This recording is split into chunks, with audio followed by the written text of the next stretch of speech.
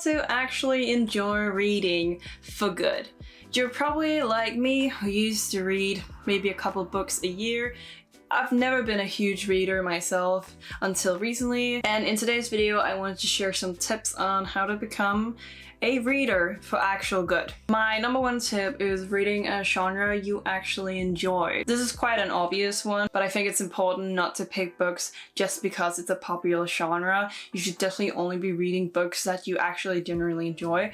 And of course that can be really difficult to find, but you definitely should try different genres and see what you like.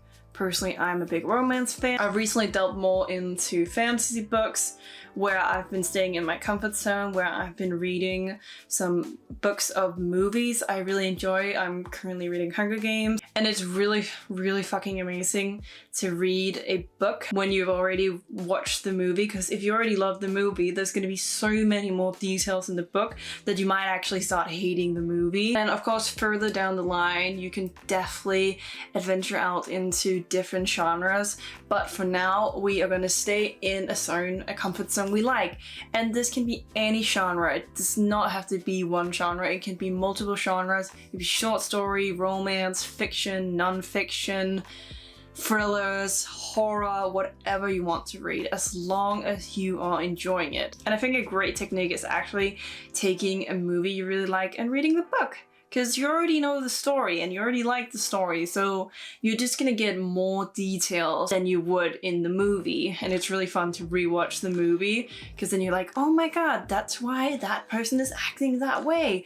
Oh my god, they didn't mention this in the movie, but they mentioned it in the book. My second tip is having a list of books you want to read. You don't have to find reviews on the book. You can literally just be like, oh, that looks like a fun book, add it, you know, and then you can just simply buy the book and read it. And for finding recommendations, my favorite place to find books is actually on BookTok, which is a bit difficult because I uninstalled TikTok. Number 3, getting a Kindle. I feel like I keep repeating myself on this, but getting a Kindle is one of the best investments I've ever made in my entire life. I don't buy physical books because I am so scared of ruining them. I'm not gonna bring them on trips. I think they're difficult to read with because you have to sit in a certain position to be really comfortable with the book.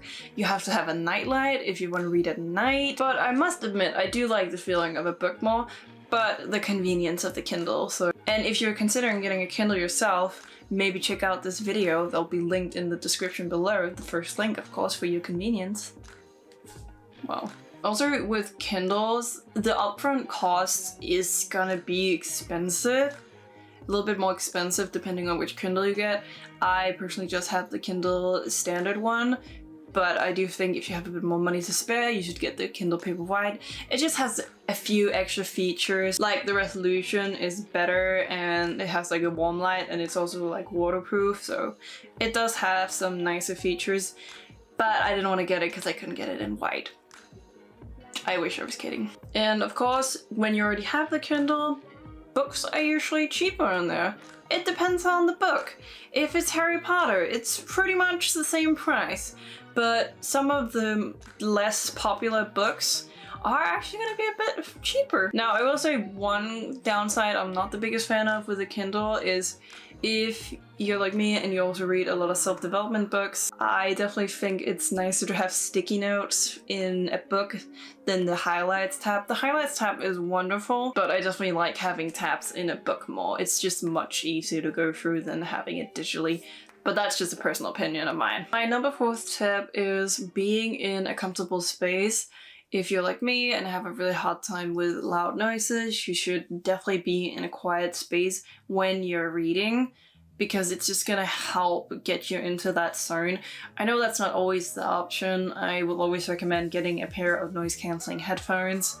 They definitely make the experience more enjoyable. If you want a really good recommendation, I would really recommend this Sony pad that's gonna be on the screen. It is a bit more expensive, but it's definitely worth your money. So that's just a great way to really get you in your zone when you're just in the car or on a plane or whatever. But if you're just in your room where it's super quiet, it's very easy just to lay in your bed or sit at your desk and just read. And you can always just tell, if you don't live alone, you can just tell your family members, just like, please leave me alone, because you need to be in that zone to read.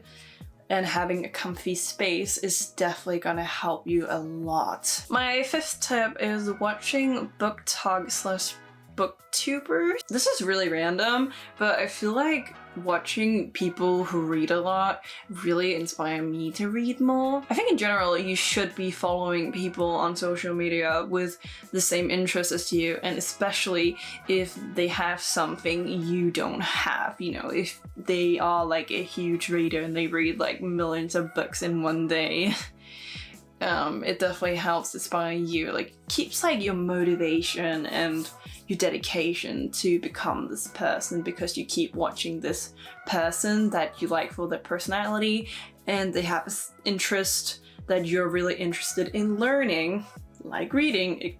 It can really apply to anything really. And then my 6th tip, which is going to be my last tip, don't waste your time on your phone. In general, I don't think being on your phone is very helpful. I know you're watching this video, but definitely get rid of all of the mindless scrolling. It's just a waste of time. And I know there is a Kindle app, and if you just want to read on your phone, please go ahead and do that.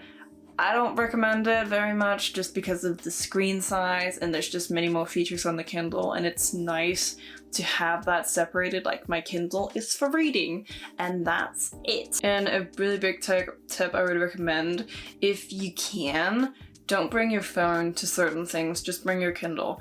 I know that's not always an option, but instead you can have it in your backpack and leave it there and only be on your Kindle, so it's still there with you, but your only sort of entertainment is your Kindle instead of being on your phone, you know.